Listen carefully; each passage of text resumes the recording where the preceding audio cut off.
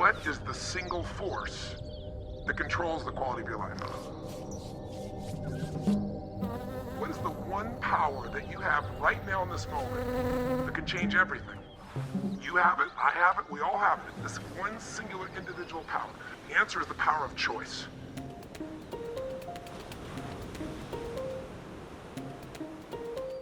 In today's fast-paced world, profit and technology are prioritized over almost everything else.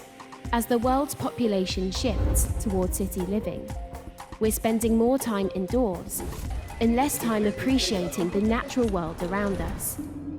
Is it this disconnect with nature that has led to the destruction of our ecosystems and habitats? At some point, profit became more important than nurturing our planet that sustains all life. But the good news is that there's still time to reverse the damage we've done and to watch our beautiful planet flourish again. If, as individuals, we consciously measure all of our actions against the impacts they're having on the planet, then one day, it can be a place we're proud to pass on to our children. At SuperBee, we want to inspire and empower individuals to become change makers. That's why we're launching a new campaign, It's Your Choice. Life is basically a series of choices, right? What if we all started to make choices that prioritize the planet? Choices that put sustainability first? What would our planet look like then?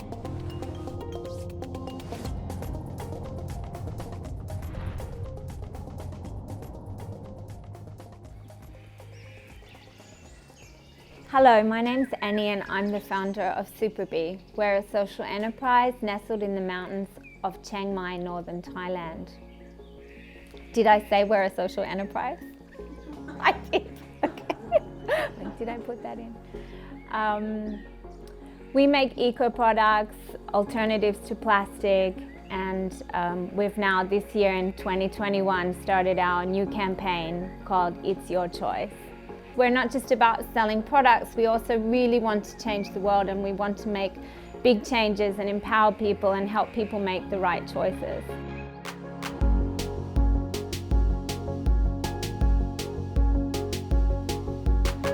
So the bad news is studies now show that each person on this planet has around about 1 credit card weight in plastic running through their veins and in their bodies. Because plastic is literally everywhere. We're drowning in plastic. Recently in The Guardian, I also read that there was plastic found in a fetus inside a mother's womb. We really thought it's our responsibility to inspire and empower people to make the changes necessary, that we can no longer give our accountability over to big business and governments, because I don't think they really know the answer either.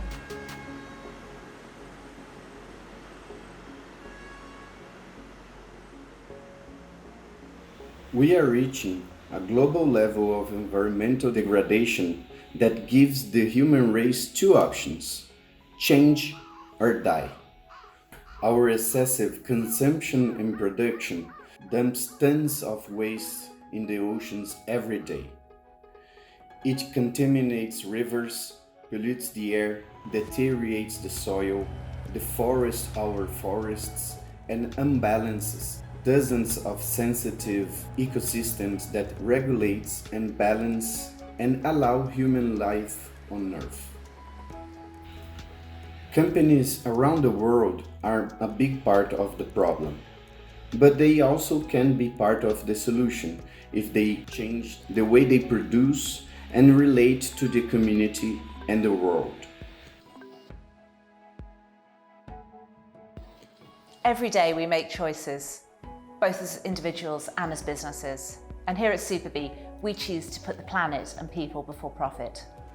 We choose to run our business as a social enterprise, which basically means our bottom line is about more than just making money. It's about making a positive impact on the world.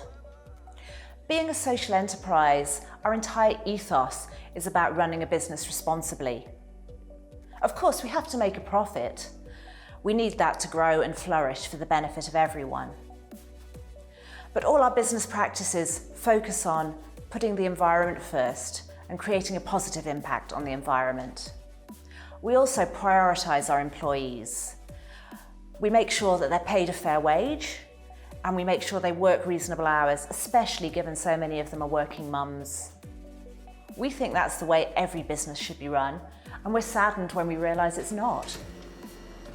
In 2008, I decided that we as a company needed to be more responsible. And at that time, I had 95 staff. I was printing magazines, so there was a lot of printing every single day, and I was really concerned about my carbon footprint. So I contacted FORU. It's an organization based at Chiang Mai University. It's a reforestation project, and basically I asked them if I could go carbon neutral. So it took like 6 months, right? And so we started off, we had to calculate every staff, what kind of vehicle they drove to work, how long the distance was.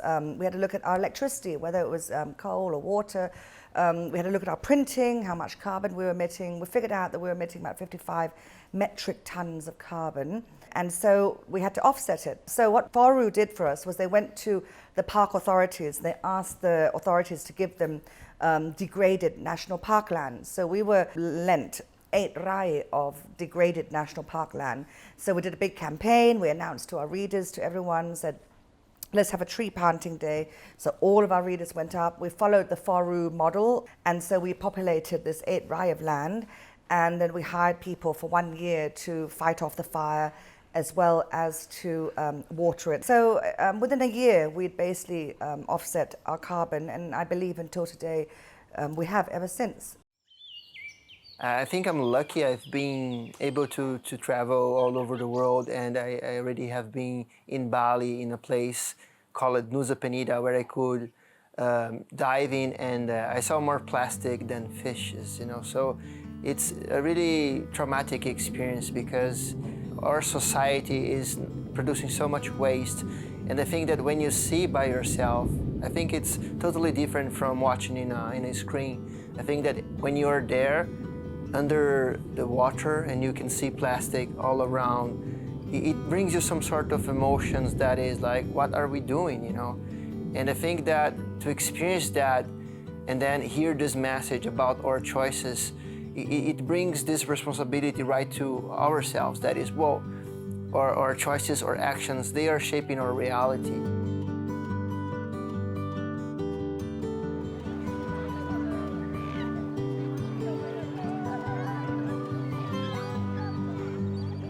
Convenience is not anymore in the fact of using plastic, which is cheap, light, and which is everywhere.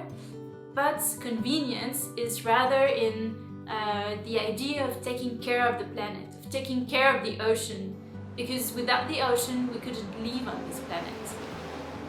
The ocean is resilient. It means that if we stop polluting, if we stop sending waste to the ocean, if we stop emitting CO2, then the ocean can recover. And there's even a recent study that was published in the review Nature, the scientific review, that shows that by 2050, the ocean could recover from everything we've done before, from all of our errors. The problem with plastic, I believe it has 2 approaches. One is the behavioral approach, convenience, time, etc., fast life. The second one is waste management. So humans and, let's say, citizens has the responsibility of the first one, the behavioral part, and governments has the responsibility of the second one. One needs a lot of budget. The other one only needs a change on behavior and conscious. So which one do you think it's easy to approach? I believe, even though it's a long-term, consciousness and behavior. Waste management can solve the whole problem, but it needs a lot of money, and I believe it's giving the wrong message, as it's telling you, don't worry, you just produce waste, I will take care of it, because we are so professional on it. I believe that, in a way, it's good that we have lazy bureaucrats and politicians, that they don't want to go for a better waste management, And in the other hand, we have that behavioral is a slow motion, right? It's not something that we can change within 1 year. So it might take 5, 10 years, but it's going to be forever.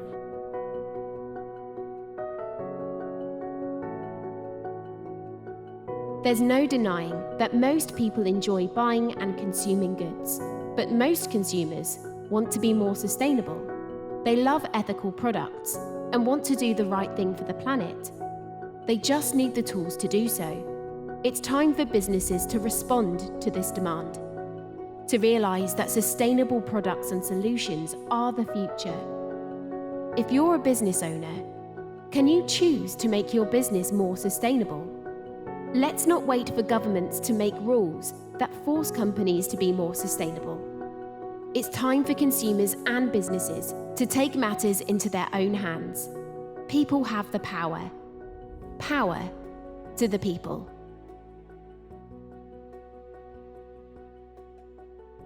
The plastic problem in Cambodia is huge. It's not like in my country where you can put out your garbage and somebody picks it up every one time in a week.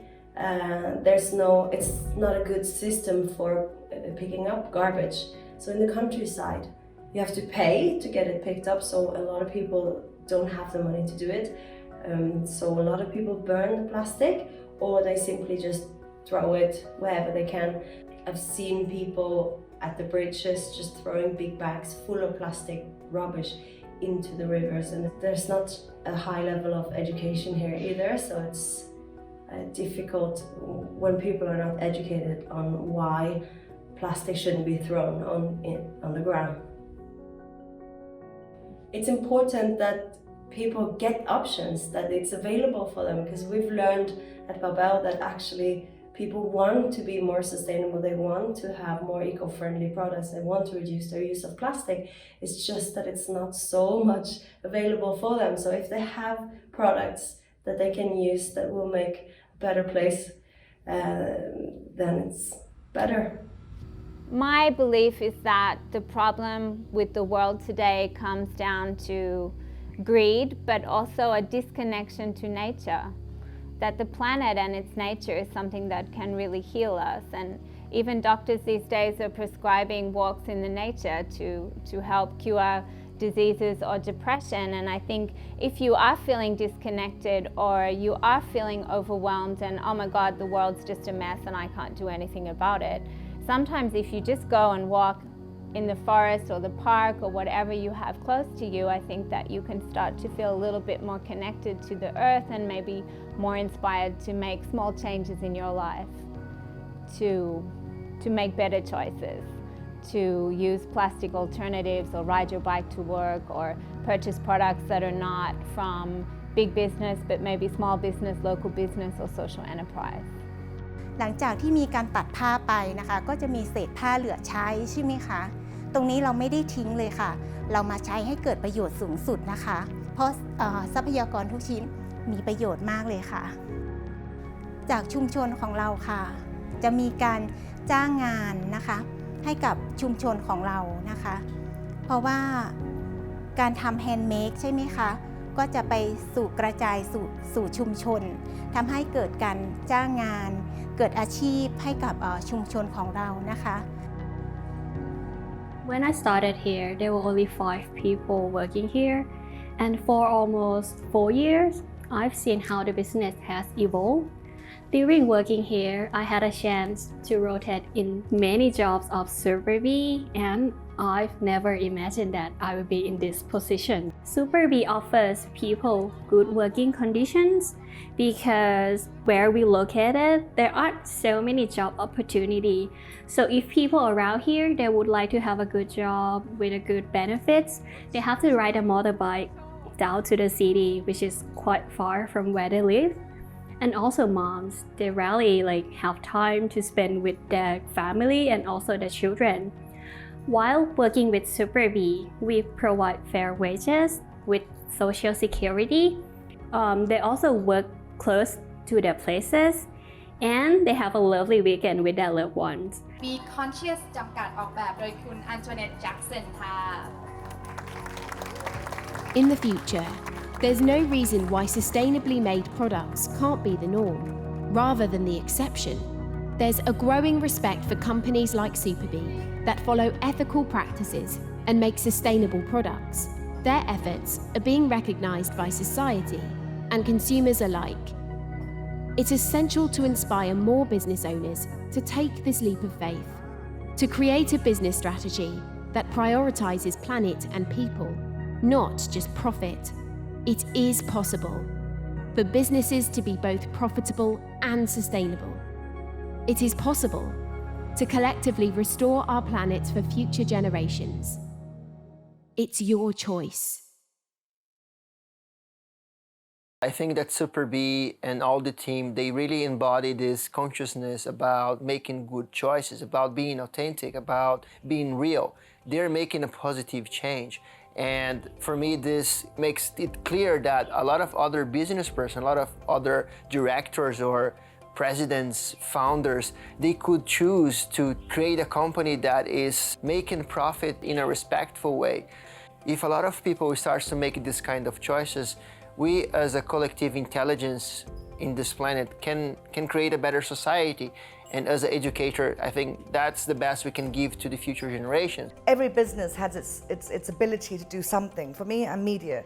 So I use my media tools, my platforms, my writing skills, my voice, and that's what I do for the environment. As long as you just keep educating, and finding tools which make it easier for people to adapt. People, they don't want to be throwing plastics everywhere. They don't want to be bad, but most people probably need tools to help them.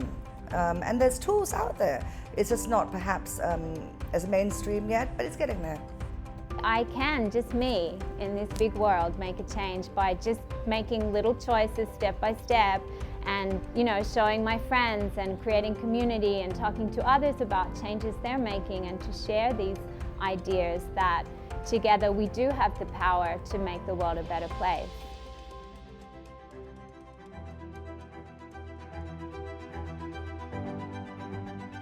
Consumers these days are so much more aware of where products come from and if they're ethically made. So there's a growing demand for these products as well. So, do you choose to work with an ethical business instead of a greedy corporation? It's your choice. สุดท้ายแล้วแทนที่เราจะไปซื้อกล่องใหม่หรืออุปกรณ์ใหม่เราสามารถใช้ที่รีไซเคิลกลับมาใช้ใหม่ได้แล้วคุณล่ะจะเลือกอะไร It's your choice. I choose to empower my staff. And how do you treat your people? It's your choice. เพราะฉะนั้นแล้วเลือกเถอะค่ะเลือกที่จะช่วยสนับสนุนให้ทุกคนมีรายได้จากการใช้แฮนด์เมดนะคะ It's your choice ค่ะ It all starts with every individual. There's so much power in just what one person can do because you might inspire the next person who inspires 20 more people and you just don't know. But you have to try. I think it's all of our own responsibility now that we all make better choices.